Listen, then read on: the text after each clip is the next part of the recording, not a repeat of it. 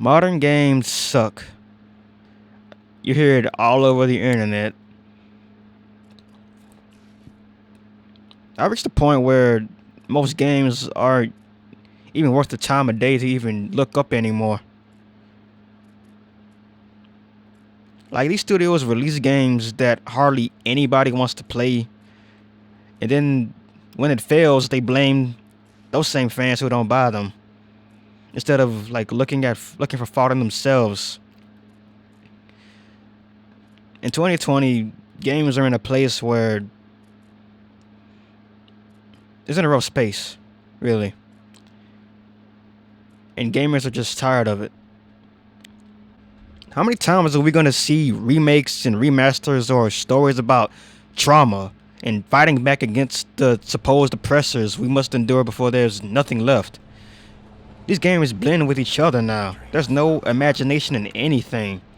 Stories have to be a reflection of what we see in real life. Something that's relatable. That literally me crap. In a fictional story, a character is something that someone looks up to, not a reflection of someone's cheap malady, nor are they a reflection of somebody's cheap morals.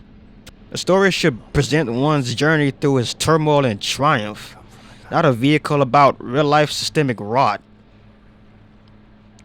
Like, a person can just have a surface level understanding about a genre and crap out a game.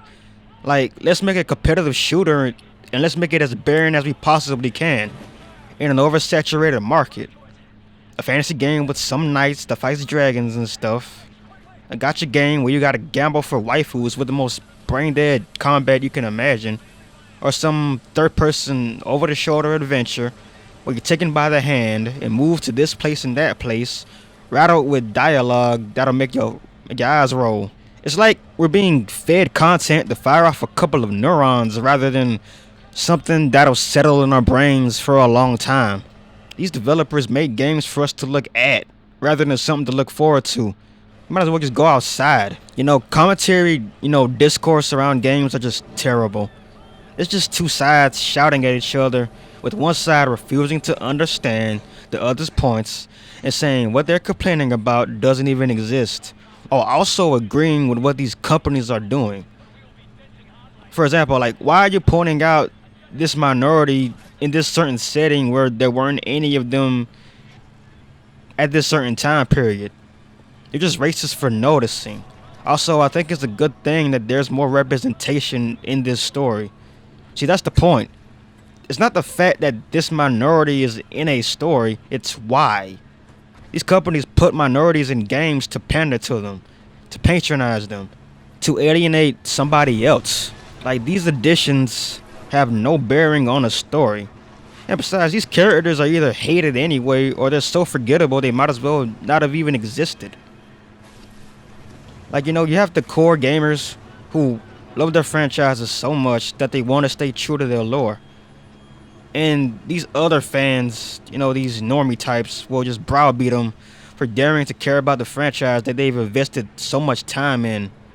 Like, these types will surrender to these companies, supporting whatever slop they put in their laps as long as it looks pretty enough. While the old core fan base is pushed out in favor of these types. And the companies eat up this conflict between fans. It's as if these companies now make games to feed to this online culture war. They know that a certain group of influencers will speak about these games, so they wave them around, and then the influencers will upload videos for their audience to justify their beliefs and drama. Clicks. And they want to call this a community. So I've just pretty much came to the conclusion that these companies hate you. Shit, other gamers hate you. It's openly portrayed. Like, you watch a game fail, these developers point the finger at you and call you dysphobe. Other so-called gamers will just talk shit about you for being a gamer. Like, I know you heard about now, like, there's this Marvel Rivals player called Kingsman who streams on YouTube and Twitch. And he was essentially insulted for wanting to win a tournament. Like, go back and watch those clips. Like, notice how specific they were in their insults. They went after him for playing games in general. That's not something a gamer would do. So that pretty much proves that these people only got into gaming because it was the culturally acceptable thing to do. It wasn't seen as weird, but their presumptions never left them. The same with the people who make up these games, these activist types. Like for over a decade now, these activist types have expressed gripes with games that no one really had a problem with until now. And so they brought these ideological changes to them.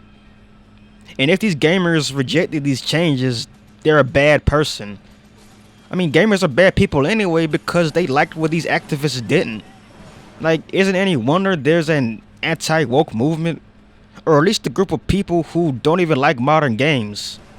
They want them to stop spreading hate or whatever, without taking responsibility for creating the climate in which these people can't even exist. And thus, the prophecy is fulfilled. They got the hatred they claimed had always existed.